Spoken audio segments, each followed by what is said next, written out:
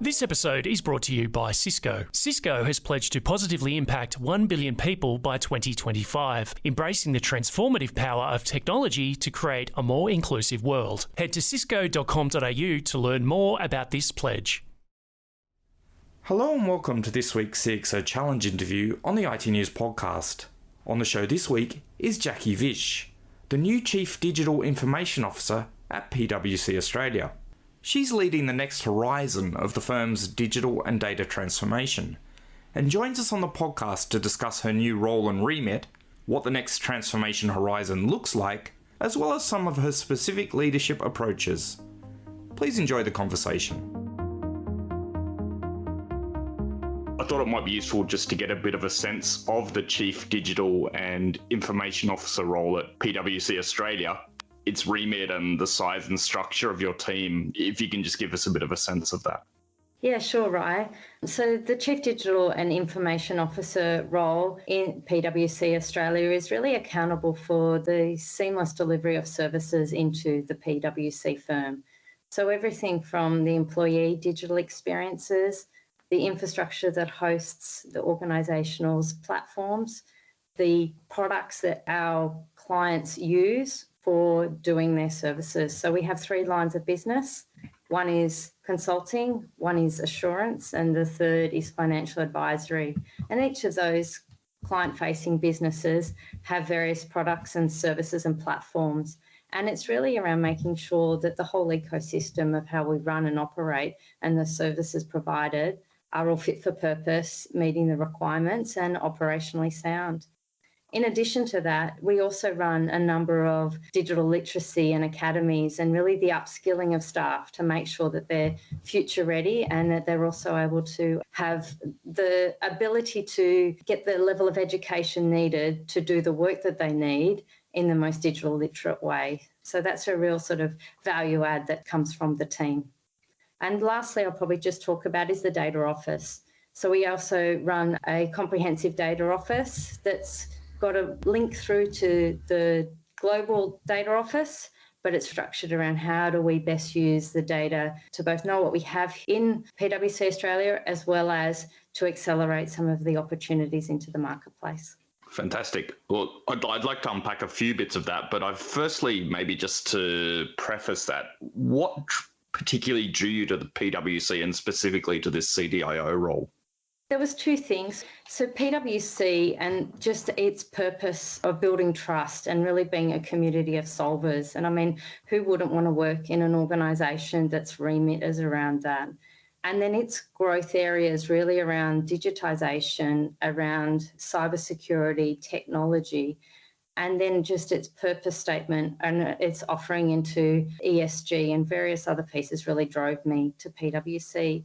And then with my experiences in the financial services industry, I saw how I could bring to bear not only be the Chief Digital and Information Officer, but also what the term is a hybrid consultant and that ability to work with clients and really see how they can turbocharge their technology agenda. So my primary remit is definitely the Chief Digital and Information Officer role, but that ability to go to market also and share experiences and opportunities is also that other angle. Obviously, there's a client-facing aspect to your role, but specific to the internal-facing aspect, obviously it's early days, but I wondered if maybe you could talk a little bit about how you're going to approach the role and at a high level what your initial focuses might be. So the real focus is going to be around aligning up to the business-led strategy. So really around saying, how do we digitise and really optimise and drive value through our business-facing organisations? So that being the consulting, assurance and financial advisory areas. And so to do that, we've shifted into a product-led or product owner type model in the operating environment. And what I'm really going to do is turbocharge that with my experiences across Agile, scaled Agile, and really how do we deliver capabilities at pace, at scale, but most importantly, that quality angle and really building that into the operational rigour of what are these Scrum teams. And then the other element that will sit around that is around the cybersecurity elements And again, how do we look at technology, cyber, data, and bringing it all together into a really systematized operating model that sits around it so that it's seamless and people actually don't think about the technology, they're just thinking about the experience that they're having from that. And maybe can you talk a little bit about the baseline that you've come into with PwC as an organisation? I can imagine, for example, that a professional services organisation and one that does consultancy and sort of a lot of client work would have a pretty good starting point in terms of its digital baseline. But I wondered if you could give us a sense of what it looks like from your perspective and I guess what the next step might be or the uplift might be. Just to preface, under a month that I've been in the organisation, first observations are there's some really strong capabilities that sit in the organisation, whether it comes through its automation, whether it comes through its infrastructure, and also it leans very heavily on the PwC global organisation. This network is 155 countries. It's a global network, over 200,000 people. So what's in system is really quite mature and progressive. And so it's really around saying how to reach and lean into the global network and really turbocharge what is here in Australia and get both the basics right, but then also what are those accelerators we can do? Because the accelerators and that ability to use really fast and really complex outcomes for our teams. And I think the other thing that I've observed is there is so much enthusiasm, the engagement to do more and really to be able to use those intuitive technologies, particularly as it relates to data, to automation, to robotics. And I've really seen some great goodness that teams 2, 3, 4 weeks are pulling together these comprehensive products that are solving business problems. In the press release that accompanied your appointment, it was mentioned that you'll oversee the next horizon of PwC's ongoing digital and data transformation. And obviously, I appreciate that it's early days, but I just wondered if you were able to maybe explain a little bit about what that was and what the focus or what the progression is intended to be in terms of you coming into what is an already active process, I guess. Yeah, no, definitely. So first and foremost is we'll be working with the business lines, and each business line has a transformation office, and it's really around linking up and seeing what are the transformations and what are the platforms, what are those integrated solutions, how do we apply ways of working, whether it's agile or other ways of working, and then embedding operational excellence. So it's really around making sure that as we go into market, we've got all facets of what would be a progressive technology deployment into those. So that's first and foremost as part of that. And then, as I mentioned, as we look at the core technology stacks, it's how do we leverage what's from the global marketplace and then bring it into our employees as effectively and optimally as possible. And I think then the last one is around that future of work and that next evolution of the employee digital experience. And we know that as part of COVID, we've all accelerated and moved to a home-based ways of working, of which I'm at today due to the Sydney's lockdown. But I mean, as we come out the back of this, how do we look at the connectedness and that belonging, and how do those digital experiences in the workplace and bringing digital tools, ability to experiment, to have that playground within a firm, and then if it's right, then you can publish them. And I know PwC's done some great work around a digital lab, which is a library of software tools that people can develop and then give access to others and publish for others to use. And I think it's just how do we accelerate that type of concept more broadly to the organisation.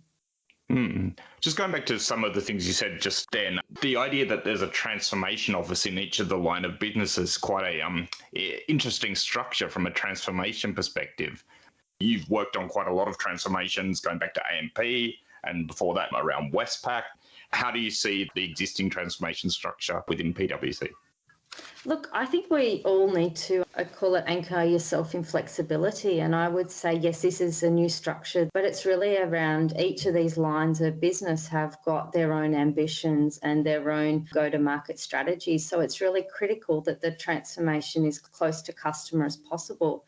And then you say, how do then you use an engine room, which is the digital technology services team, so as to apply and or introduce into those transformations as required. And I think that's where it comes back to that point we talked about right at the beginning, which is the hybrid consultant, people and teams where they can do work for internal teams, but also provide that and use their skills and capabilities to also work on client-facing work. It just gives everyone a much greater capability and rigor and ability to sprint broadly and also deeply. So I just think it's how do we have the connections, the communication, and the right level of conversation to make sure it all lines up in broader terms. Just an associated question to that. What gets you excited about leading these kind of digital transformations or being, as you maybe hear, a key sort of input enabler for these transformations within these lines of business? I see technology as really the pulse of the business. It's that underlying capability that really turbocharges an organisation. And whilst it's tech-led, it's human-powered. And if you think when PwC's got this skills services hub coming out of Adelaide, and what gets me out of bed in the morning is how do we get this greater community of technologists, cyber leaders, and bringing them into an organisation and or ecosystem like PwC to really both uplift themselves but also uplift our industries so as to be leading in these spaces. And so I just think that the art of the possible is huge, and being able to be right at the forefront of this with a company that's growing. And I'm not sure if you've seen, but PwC globally is looking to invest in another 100,000 workers over the next few years. And so it's just a really growth organisation, which is really exciting. Other thing you mentioned previously was around leveraging what PwC is doing globally and being able to draw some of those things into the Australian operation. I just wondered, firstly, how you go about sort of discovering all of those things in such a large, geographically dispersed organisation. And secondly, I guess from that, how much autonomy there is potentially within Australia to do its own thing potentially versus, say, something that looks similar but is happening in a different region.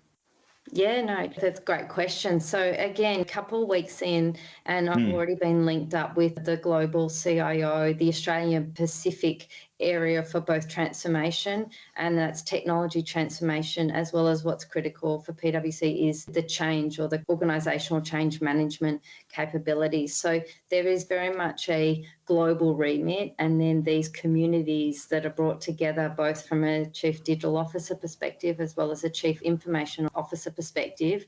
And then it then gets harnessed down into what does it mean for the individual networks and firms. So there is that ability to discuss, understand, but then also prioritise or not select what comes from that global offering. So that really creates that ability to be selective and also right size for your organisation, your strategy, and the parts of the business that are really on the growth agenda for PwC Australia.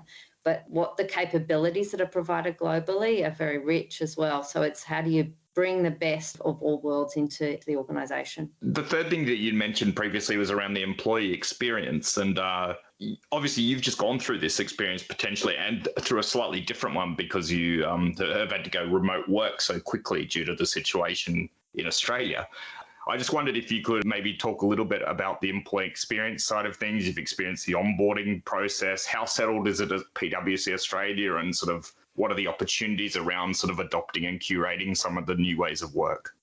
Yeah, no, great question. And yes, I was in the office a whole 4 days and then had to make sure that I had all my things to work from home since then. And all I can say, it's been extremely seamless from the day I walked in. I got my laptop delivered a couple of days before I started, walked in and was able to log in again before I started. And then in the offices, it was very much an integrated employee experience.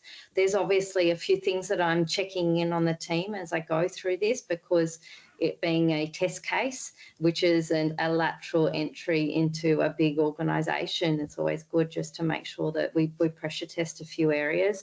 But all in all, it was seamless. And I think the other thing from a PwC Australia perspective is, whilst internally we use Google, we've also got all our clients using all different types of video conferencing capabilities. And so being able to integrate through those has also been a really positive experience that I've had. But always more work to be done is how I would put it. And the connectedness and belonging that people want to get through both their working from the office as working from home is going to be something that we continually work and strive on as we move over the next course of the 3, 6, 9 months at the back end of this pandemic.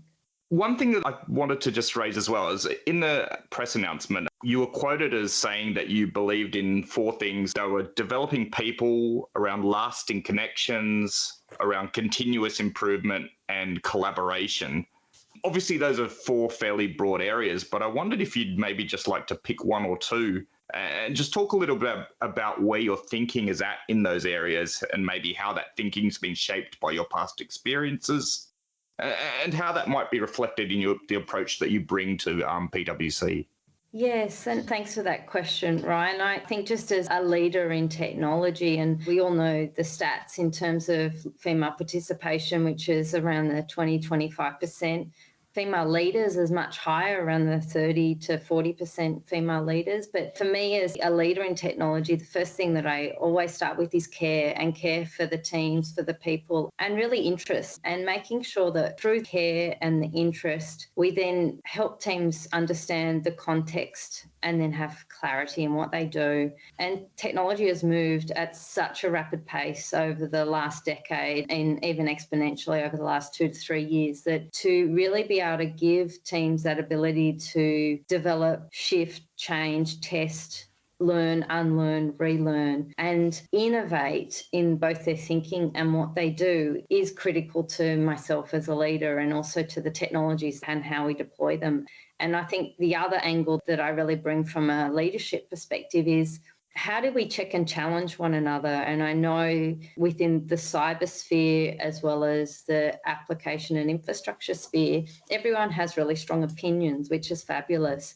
But how do you build that check and challenge across those different disciplines so that, yes, we can validate that we're on the right path, but in a really open, transparent and collaborative way, so that we play the ball and not the person? And I think these are the types of skills and capabilities that I'll really be bringing into PwC. And one of the things I often use is, let's be disagreeable givers, challenge because we care, disagree, but why do we disagree? And then be able to come together and move forward based on that. And I really saw that at scale when you look at the operations teams with the applications teams and the cyber teams. And if you're bringing them all together and they're able to check and challenge within each other in a small cohesive team, the outcomes are just phenomenal. The speed of change, but also that operational resilience, because everyone gets what each other wants to do and what the outcomes that they're looking for. And so coming back to it, that context and that clarity of purpose is really, for me, something that's really critical to my leadership style. I feel like you don't hear much about the word care when you talk about an IT context. It doesn't come up that often in conversation, although probably in the last sort of 18 months to 2 years, we see a lot more broader focus on well-being coming out of the pandemic side of things. Yeah, and look, the way I look at it is technology is a 24/7. We have major incidents that kept people up at night and so on and so forth. But if we think first around the people and then we deliver the technology, but we make sure it's hardened and as rigorous and has got as much resiliency as possible, then we will have operational excellence, and then we will minimise impact to the technology and therefore have amazing client experiences. And so, it all starts with, we're all people helping people. We're humans doing the best we can every day. And then if we take that lens through the way that we do our work and then deliver amazing outcomes, I think it's just a great way to harness teams behind a broader purpose. And I just wondered if you had any tips that you could provide around this idea of check and challenge, which you just mentioned before, and how you might sort of implement that within an organisational setting, for example. Yeah, so look, the question about why, and when you ask why, it doesn't necessarily mean to say what the person is presenting is wrong. It's more saying, is there an alternate? What have you considered? And then having those open questions really allows other people to also ask a question for clarification. And the more there is, as I mentioned, clarity, the context and clarity and that clarification, then you have more buy-in And it was created here, and we've done this to ourselves. And then you celebrate that. It's really at the team level that you have those celebrations. One of my favourite times is actually you get a Kahoots or an automated thank you board, and you get the teams, whether it's a couple of hundred people, and they thank people on the fly for doing great work. And so it's actually coming from the team level. So top down is always great from a celebration perspective, but also that gratitude from the teams, it can't be underestimated as well. One question I've been asking everyone is, and maybe it's slightly different, I changed the format slightly for the last interview I did as well, which is what excites you about 2021? The only reason I changed it was because with the current lockdown situation in Sydney and in other places, people are starting to look also to 2022 as well. So maybe just what excites you about 2021 and beyond, and it could be personal or professional or job related, anything that comes to mind. Yeah, so what excites me about 2021? Well, definitely getting vaccinated, getting out of these lockdowns. I think just well-being and then community spirit will just come back. And from a work perspective, I just want to be a sponge and learn around how global PwC, bringing those great assets locally, but also strategic partners, and that opportunity to really turbocharge the ecosystem and those partnerships for PwC Australia. And then obviously with the Skills Service Hub that's in Adelaide and those capabilities that we will be using and deploying across the firm, bringing any of my experiences or expertise into that, having worked in industry and knowing what great looks like and what not so great looks like as part of servicing, I just think that to bring that to bear will be amazing. And helping female leaders, helping other technologists coming up through the ranks through their careers, always open to having those conversations. And I've got 3 young kids, 2 in primary school and 1 just started high school. And I just think it's the art of the possible for what they're doing. And sometimes they're the ones that have got to take the leadership role, and we'll stand to the side and they're going to do amazing things. But for 2021, it's really going to be around bringing the best of both industry into PwC, but also turbocharging, continuing to accelerate its already ambitious tech-powered and human-led transformation. That was Jacqui Visch from PwC Australia, and that's the podcast for this week. We'll be back with an exciting new interview next week. Until then, you can catch all the latest headlines in Australian IT over at itnews.com.au.